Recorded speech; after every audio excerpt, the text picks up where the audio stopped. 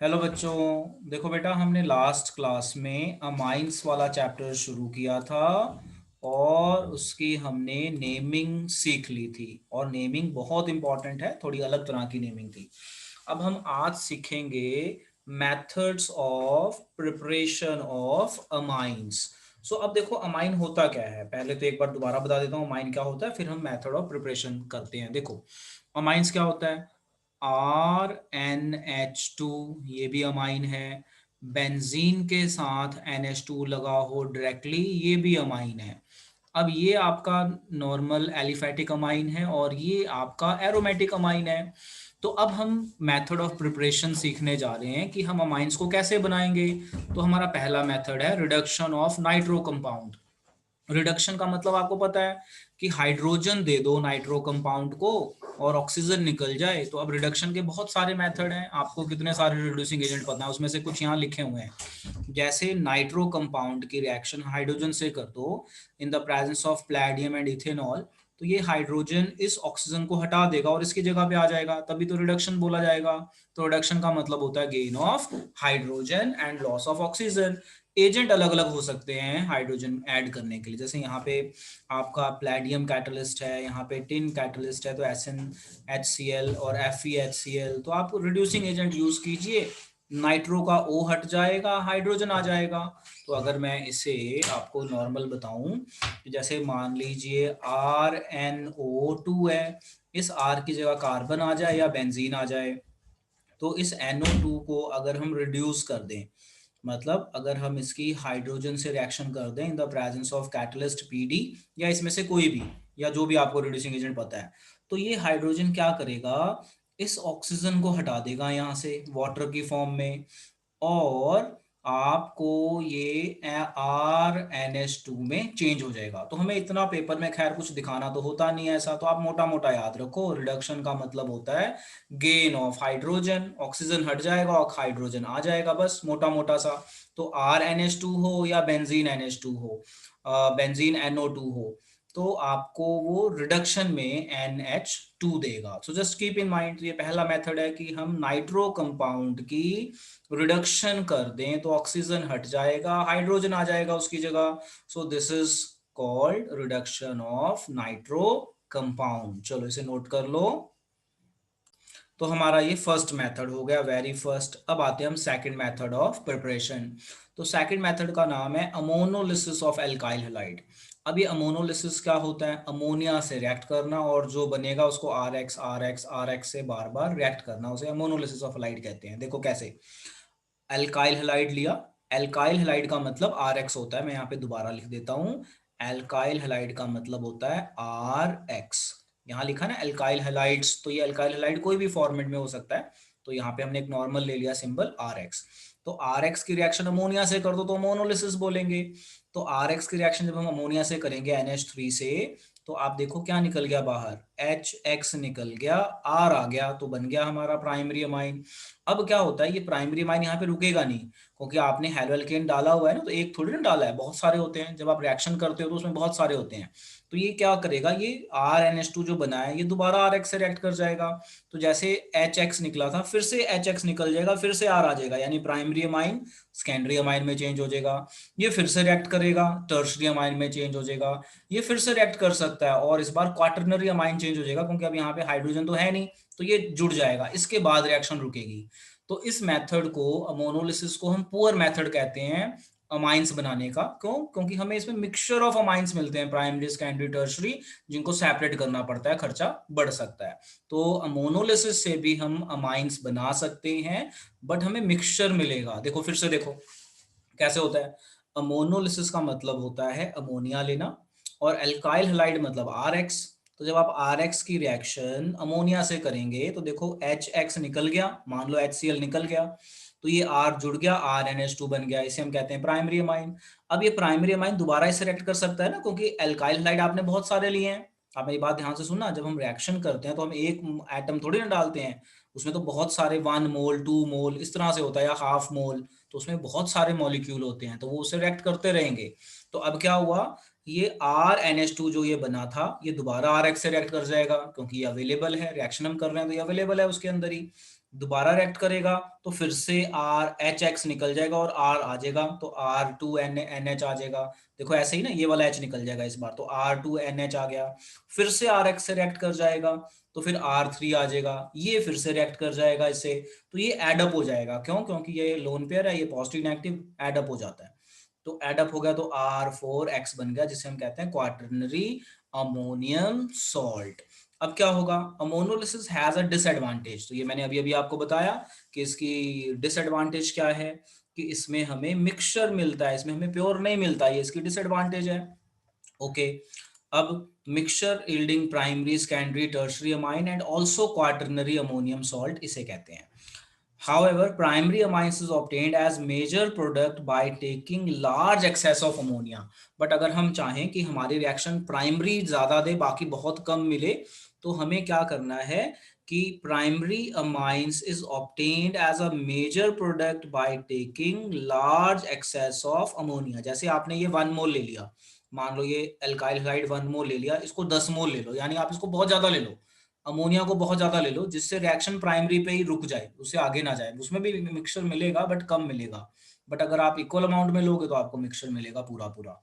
सो आप इस चीज को ध्यान रखना। और इसमें भी ये देखा गया है कि जो हमारा RX में अगर हम RI लें तो वो रिएक्शन थोड़ी जल्दी होती है, क्योंकि वो बॉन्ड जल्दी टूटता है। तो देखो, the order of reactivity of halide with amine is RI, और वीक होता है हमारा RCl का। तो इसे नोट कर लो, नोट करके बेटा डन बोलो। Very important, this is the second method of preparation of amines.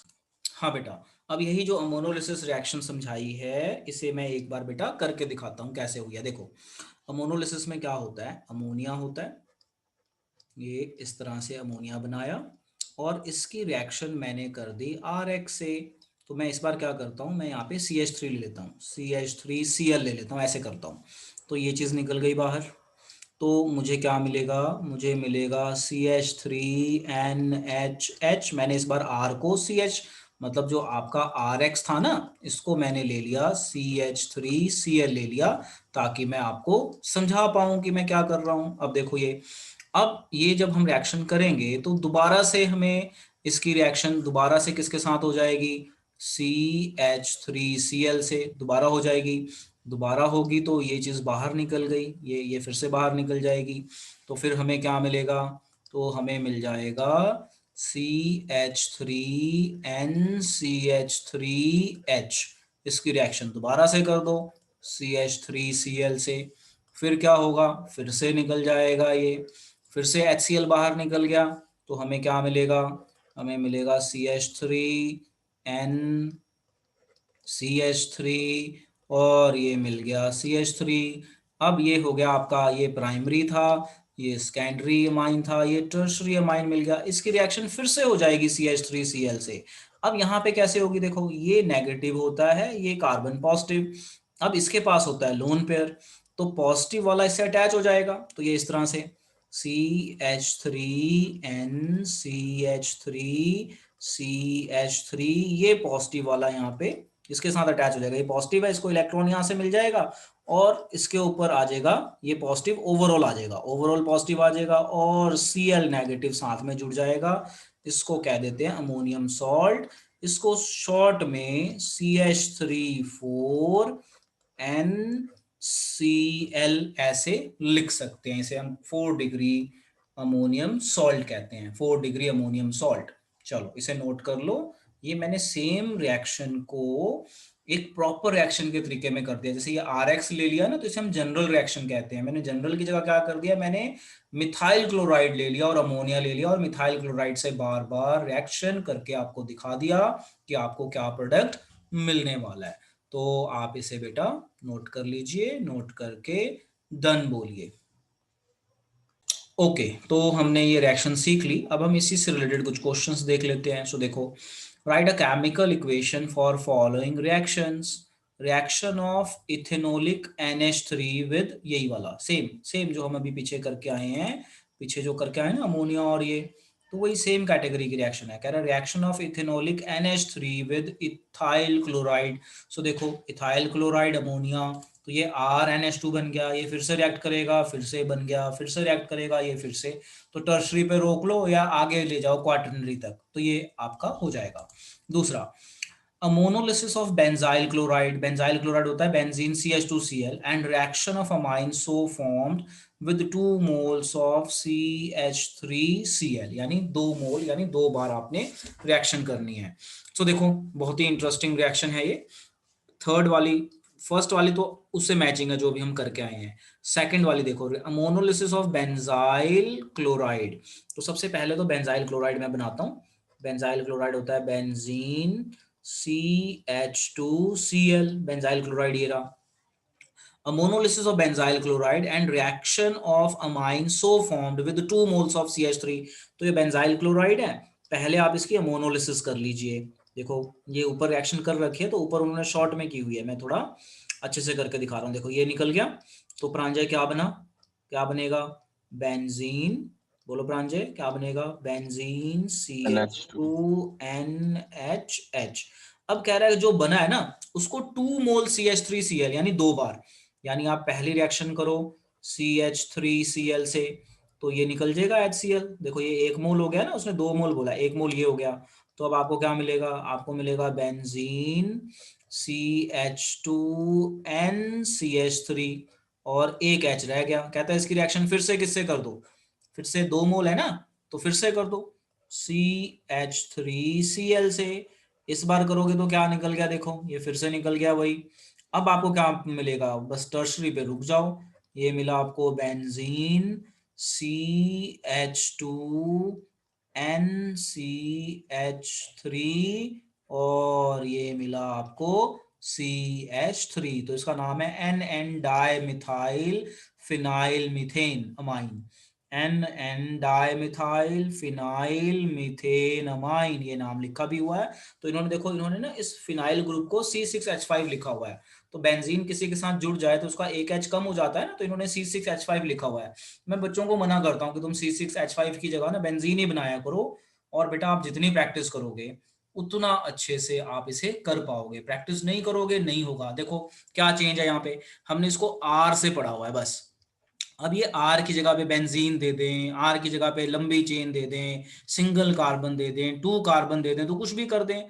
तो मैंने आपको जनरल रिएक्शन पढ़ा दी, उसके बाद वो R में 1 कार्बन डालते हैं, 2 कार्बन डालते हैं, बेंजीन डालते हैं, किस तरह से करते हैं, तो वो सारा आप अच्छे से कर पाएंगे। चलिए इसे नोट कर लीजिए, नोट करके डन बोलिए मेथड।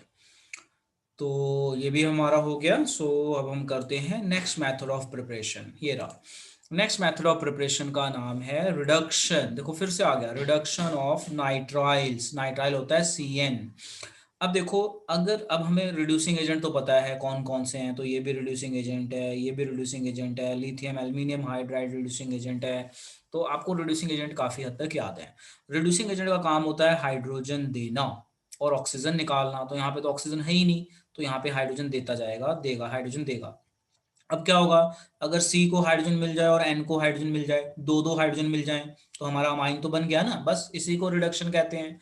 सो देखो, nitriles on reduction with lithium aluminium hydride या फिर कोई और reducing agent, they change into primary amines. The reaction is used for ascent of amines, मतलब कार्बन चेन बढ़ने के लिए।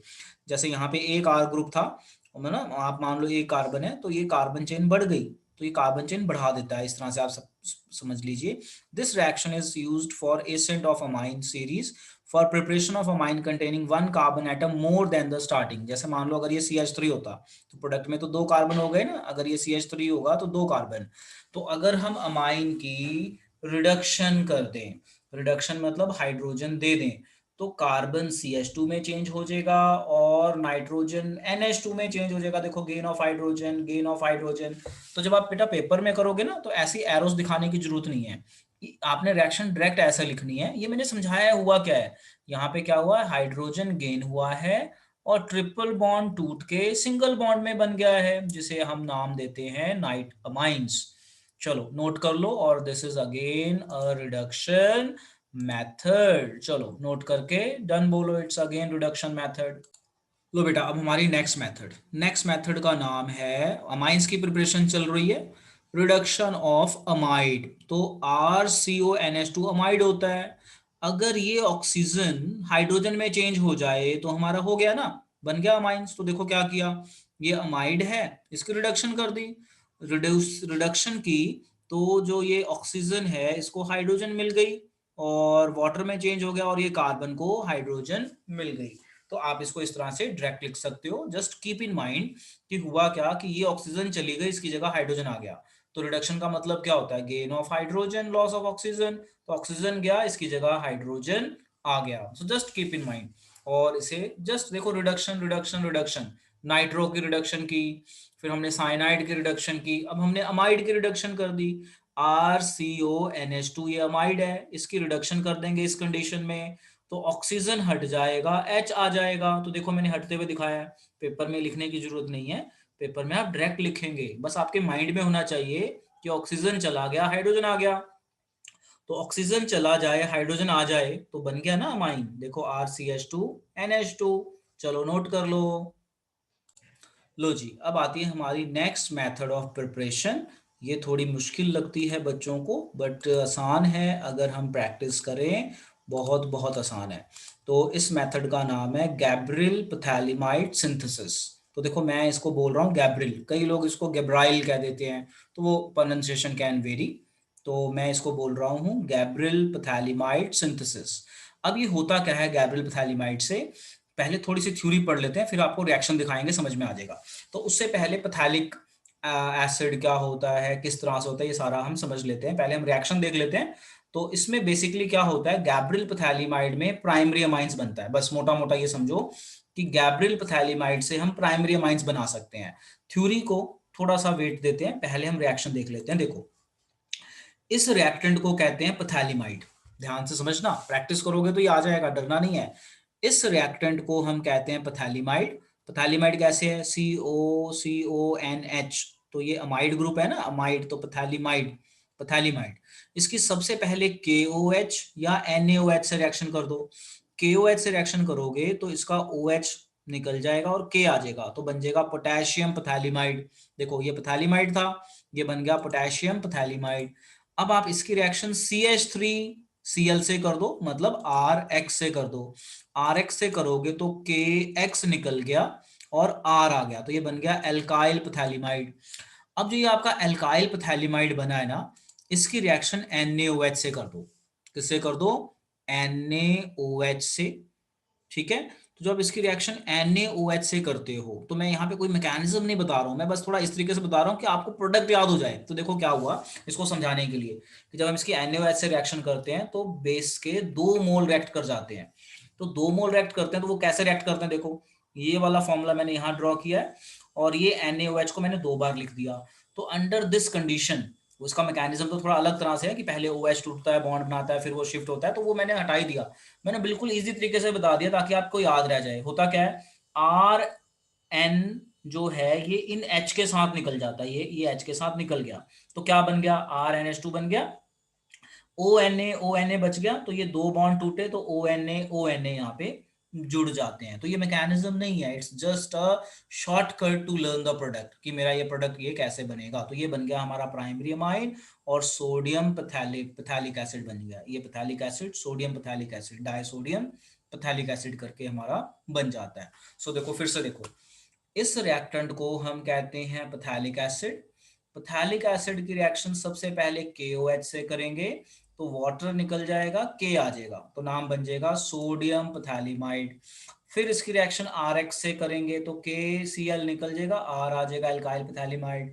एल्काइल पैथेलिमाइड की बेसिक बेस से रिएक्शन कर देंगे, बेस से करेंगे तो इसके 2 मोल रिएक्ट कर जाते हैं और RNH2, RN और ये H2 निकल जाता है in the form of RNH2। तो ये बॉन्ड फ्री हो गए, टूट गए, तो एक ONA यहाँ पे आ गया और एक ONA यहाँ पे आ गया। So this is called Gabriel phthalimide synthesis. कई लोग इसको गिब्राइल पैथेलिमाइड भी कह देते हैं, तो प्रोनाउंसिएशन पे नहीं जाना, बाकी इसकी प्रैक्टिस करोगे तो याद हो जाएगा। बहुत इंपॉर्टेंट रिएक्शन है और इस मेथड से सिर्फ और सिर्फ प्राइमरी अमाइन बनता है और आपका एरोमेटिक अमाइन नहीं बनेगा। इस मेथड से हमारा एरोमेटिक प्राइमरी अमाइन नहीं बना सकते, नॉर्मल एल्काइल अमाइन ही बना पाएंगे और वो भी प्राइमरी। सो इसे नोट कर लो, नोट करके डन बोलो, फिर इसके मैं कुछ नोट्स बताने वाला हूँ। ओके, तो अब इसकी थोड़ी सी थ्योरी देख लेते हैं। देखो, Gabriel phthalimide Gabriel phthalic synthesis is used for preparation of primary amines. Phthalimide on treatment with ethanoic KOH forms potassium salt of phthalimide. ये वही बोल रहा है जो हमने यहाँ पे रिएक्शंस की हैं, तो मैं इसको नहीं पढ़ता, रिएक्शंस आपको ऑलरेडी पता है। मैं इसमें जो प्रॉब्लम है वो बताता हूँ। देखो क्या क्वेश्चन आता है।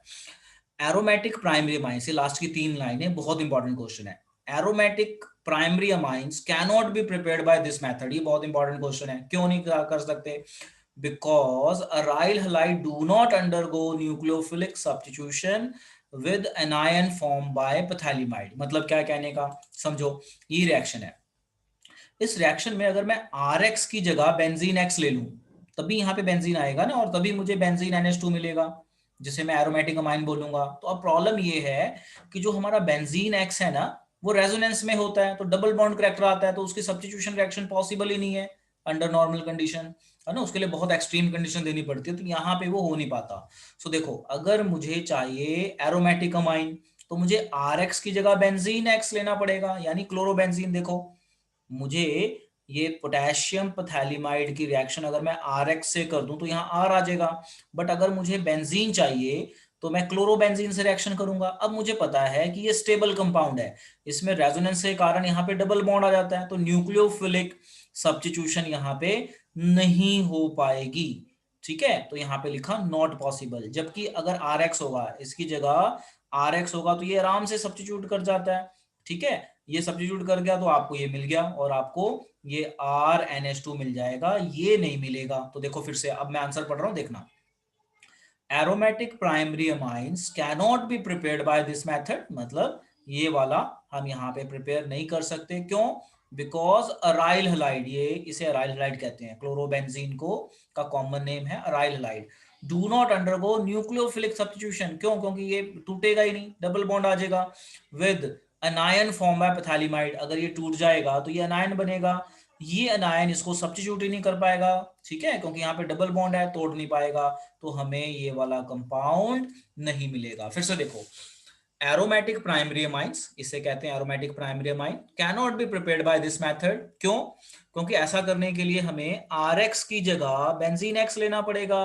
बेंजीन X की सब्स्टिट्यूशन होती नहीं, न्यूक्लियोफिलिक सब्स्टिट्यूशन। क्यों? क्योंकि रेजोनेंस हो जाती है, रेजोनेंस के कारण डबल बॉन्ड बन जाता है, तो इसका न्यूक्लियोफाइल, मतलब इसका नेगेटिव पोर्शन, इसको डिस्प्लेस नहीं कर पाता है, रिमूव नहीं कर पाता, तो ये हमें नहीं मिलेगा। तो ये 3 लाइनों पे बहुत इंपॉर्टेंट क्वेश्चन बनता है। क्वेश्चन ये बनता है कि गैब्रियल पैथैलिमाइड सिंथेसिस में एरोमेटिक प्राइमरी अमाइन क्यों नहीं मिल सकते। तो ये 3 लाइनें बेटा लिखी जाएंगी। चलो नोट कर लो, नोट करके डन बोलो और प्रैक्टिस करो।